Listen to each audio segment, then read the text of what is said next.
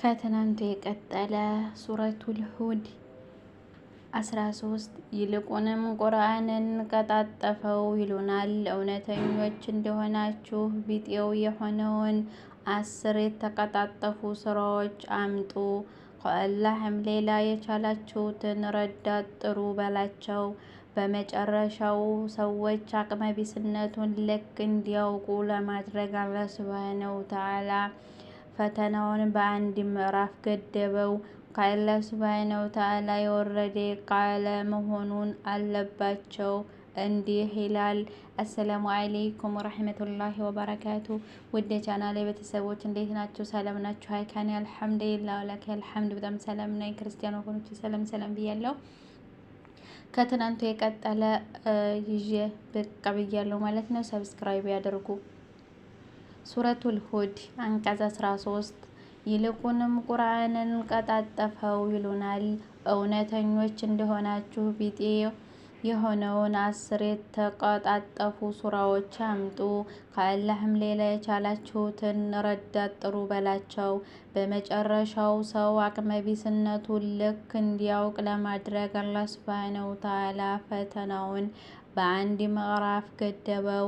ከአላህ ሱብሓነሁ ወተዓላ የወረደ ቃል መሆኑን አለባቸው። እንዲህ ይላል።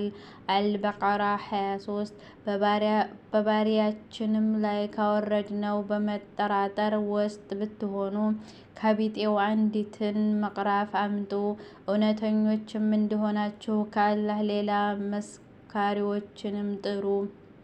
አልበቀራ 24 ይህንን ባትሰሩ ፈጽሞም አትሰሩትምና ያችን መቀጣጠያዋ ሰዎችና ድንጋዮች የሆነችውን እሳት ተጠበቁ፣ ለከሃዲያኖች ተደግሷለች።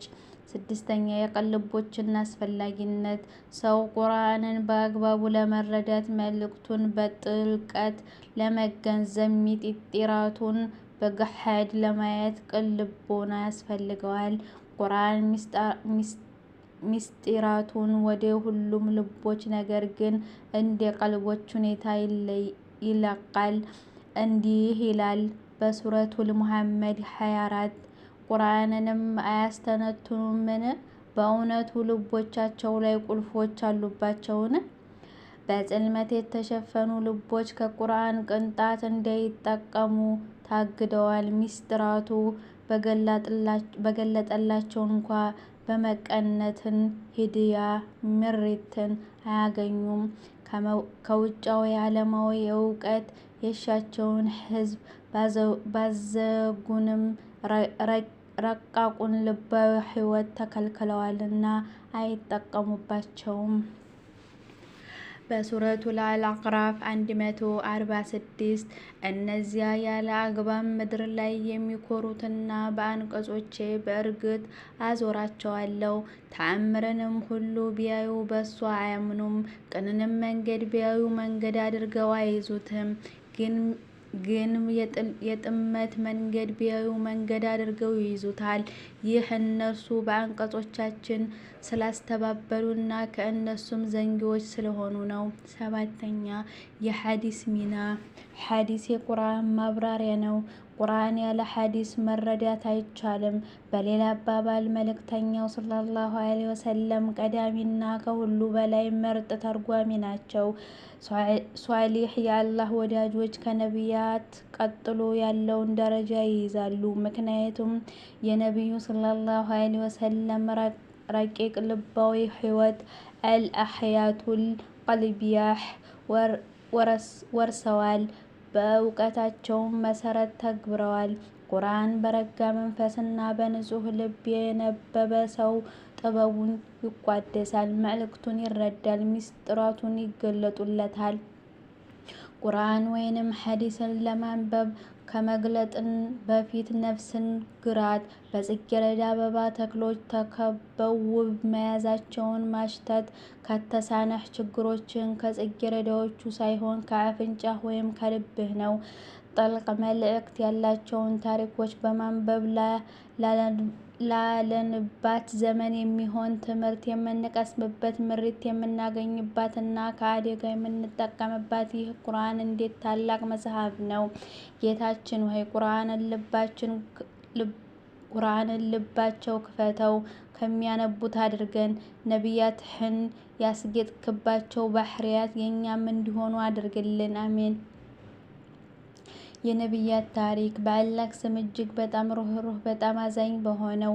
ባለፈው የቁርአን የአተራረክ ዘዴዎችን አይተናል። ዛሬ ደግሞ ከፍጥረት መጀመሪያ እስከ አደም ዓለይሂ ሰላም ያለውን ታሪክ እናያለን። ሱረቱ ጣሃ 99 እንደዚሁ በእርግጥ ካለፉት ወሬዎች ባንተ ላይ እንተርካለን፣ ከእኛም ዘንድ ቁርአንን በእርግጥ ሰጠንህ። ሱረቱል አሊ ኢምራን 62 ይህ እርሱ በእርግጥ እውነተኛ ታሪክ ነው። አምላክ ከአላህ በስተቀር ምንም የለም። አላህ እርሱ በእርግጥ አሸናፊ ጥበበኛ ነው። የታሪኩን መጀመሪያ ከዚህ እንጀምር። ከነቢያት ከምድርና ከሰማያት በፊት ካለው እንጀምር። ከፍጥረት ጀማሪ እንነሳ። አላህ ሱብሓነሁ ወተዓላ የሁሉ ነገር ፈጣሪ ነው። እሱም በማናቸውም ነገር ላይ ኃላፊ ነው። በሱረቱል አልሐዲድ 4 እርሱ ያ ሰማያትና ምድርን በ6 ቀናት ውስጥ የፈጠረ ከዚያ የዙፋኑ ላይ ስልጣኑ የተደላደለ ነው። በምድር ውስጥ የሚገባውን ከእርሷም የሚወጣውን ከሰማይ የሚወርደውን በእርሷም ውስጥ የሚያረገውን ያውቃል። እርሱም የትም ብትሆኑ ከእናንተ ጋር ነው። አላህ የምትሰሩትን ሁሉ ተመልካች ነው። ሱረቱል ሁድ 7 እርሱም ያ ሰማያትና ምድርን በ6 ቀኖች ውስጥ የፈጠረ ነው።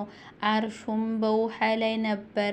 የትኛው ስፍራ ያማረ መሆኑን የፈተናችሁ ዘንድ ፈጠራችሁ። እናንተ ከሞት በኋላ በእርግጥ ተቀስቃሾች ናችሁ ብትልም ከዚያ የካዱ ይህ ግልጽ ግምት እንጂ ሌላ አይደለም ይላሉ። አላህ ሱብሓነሁ ወተዓላ ጥራት የተገባው ነው። ኢማሙ አሕመድ ረሒመሁላህ እንዲህ ማለቱን ዘግበዋል።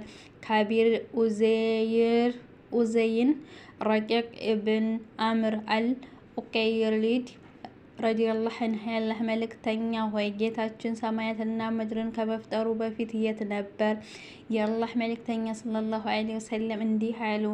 በመጀመሪያ ዓለም ክፍት ቦታ ነበር፣ ጨለማና ህዋ፣ ከበላይዋም ህዋ፣ ከበታችዋም ህዋ። ከዚያንም ዙፋን በውሃ ላይ ፈጠረው። ይህ የፍጥረት መጀመሪያ ነች። እንዲሁም ኢማሙ አሕመድ፣ አቡ ዳውድ፣ ትርሚዚ እና ሌሎችም በሚዘግቡት ሌላ ሐዲስ ኡበድ ኢብን ሳሚት ረዲየላሁ ዐንሁ የአላህ መልእክተኛ ሰለላሁ ዐለይሂ ወሰለም እንዲህ ብለዋል ይላሉ። አላህ መጀመሪያ የፈጠረው ብዕር ነው። ከዚያም ጻፍ አለው። በዚያችም ሰዓት ውስጥ እስከ ፍርድ ዕለት የሚሆነው ነገር ሁሉ ጻፈ። የአላህን ሱብሓነሁ ወተዓላ እውቀት ቀለሙ አላህ እንዳዘዘው በተጠበቀው ሰሌዳ ለውሐል መሕፈዝ ውስጥ ጻፈው። ኢማሙ ሙስሊም በዘገቡት ሐዲስ ይህ ጉዳይ የብዙሃኑ የፊቅህ ሊቃውንታት አስተያየት ሲሆን ከነገሮች ሁሉ ስለተፈጠረው ነገር ይናገራል። አብደላህ ኢብን አምር ኢብኑል አስ ረዲየላሁ ዐንሁ የአላህ መልእክተኛ እንዲህ ሲሉ ሰምቻለሁ ሲል ተናግሯል።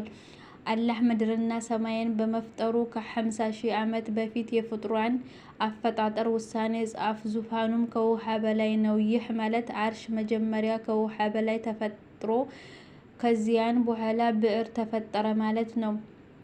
የፍጡሩን ውሳኔ ጻፈና ከዚያ በኋላ ሰማያትና ምድርን ተፈጠሩ። አላህ መጀመሪያ የፈጠረው ሲባል ከዚህ ዓለም ይዘት የመጀመሪያ ፍጡር ማለት ነው። ይህ ኢማሙል ቡኻሪ ከኢምራን ኢብን ሁሰይን ረዲየላሁ ዐንሁ በዘገቡት ሐዲስ ውስጥ መጥቷል። የየመን ሰዎች ወደ አላህ መልእክተኛ ሰለላሁ ዐለይሂ ወሰለም መጡ። የየመን ልዑካን መጡ።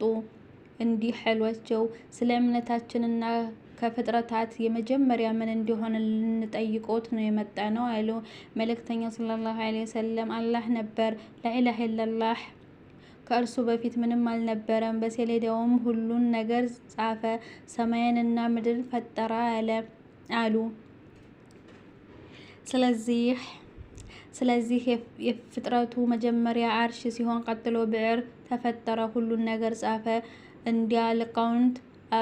እንደ ሊቃውንት አባባል ብዕሩን በተጠቀሰው ሰሌዳ ላይ ጻፈ። ከዚያ በኋላ የፍጡራን መፈጠር ተከተለ። የሰማያት እና የምድር ፍጥረትም እንደዚሁ ከዚህ በኋላ ነበር። የእነዚህ ነገሮች ቅደም ተከተል በተመለከተ ብዙ የሊቃውንታት አስተያየት ተዘግቧል። በዚህ ጉዳይ ያለውን የፍጥራን ቅደም ተከተል የብዙኃን ሊቃውንት ቃል ተጠቅሷል። በሰማያት እና በምድር መካከል ያሉ ፍጥረታት ቅደም ተከተል በተመለከተ ሷሊህ የሆነ ሐዲስ ተዘግቧል። አላህ ይዘንላቸውና ኢማሙ አሕመድ እና ኢማሙ ሙስሊም በሷሒቸው ዘግበውታል። አቡ ሁረይራ ረዲየላሁ ዐንሁ እንዲህ ይላሉ፣ የአላህ መልእክተኛ ሰለላሁ ዐለይሂ ወሰለም እጄን ያዙኝ፣ እንዲህም አሉ። አላህ አፈርን በቅዳሜ ዕለት ፈጠረ፣ ተራሮችን በእሁድ ዕለት ፈጠረ፣ ዛፎችን ሰኞ ዕለት ፈጠረ፣ የሚጠላ ወይንም አስቸጋሪና ፈተና የሆነን ነገር ማክሰኞ ዕለት ፈጠረ፣ ብርሃንን ሮብ ዕለት ፈጠረ፣ ተንቀሳቃሽ እንስሳትን ሐሙስ ዕለት ፈጠረ፣ አደምን ደግሞ ከአስር በኋላ ጀማዓ ዓርብ ዕለት ፈጠረው። ይህ በድንገትና በሌሎች ግልጽ የሆነ ጉዳይ ነው። እንዴት ግኝት እንዴት እንደሚጠነቀቅ ይታወቃል። የፍጡራኑ መጨረሻ አደም ነበር። የሰው ልጆች አባት በጁምዓ በመጨረሻው ሰዓት በቀንና በሌሊት መሃል በለው ሰዓት የተፈጠረው የፍጡራኑ መጨረሻ አደም ነው። አደም ከፍጡራኑ መጨረሻ የሚፈጠሩ ግልጽ ማስረጃ አለ። የዚህን ዝርዝር ጉዳይ ቅደም ተከተል የሚያብራሩ ሐዲሶች ወርደዋል። የአላህ መልእክተኛ ሰለላሁ ዐለይሂ ወሰለም አደምን ከመፈጠሩ በፊት መላእክትን ፈጠረ። ይቀጥላል።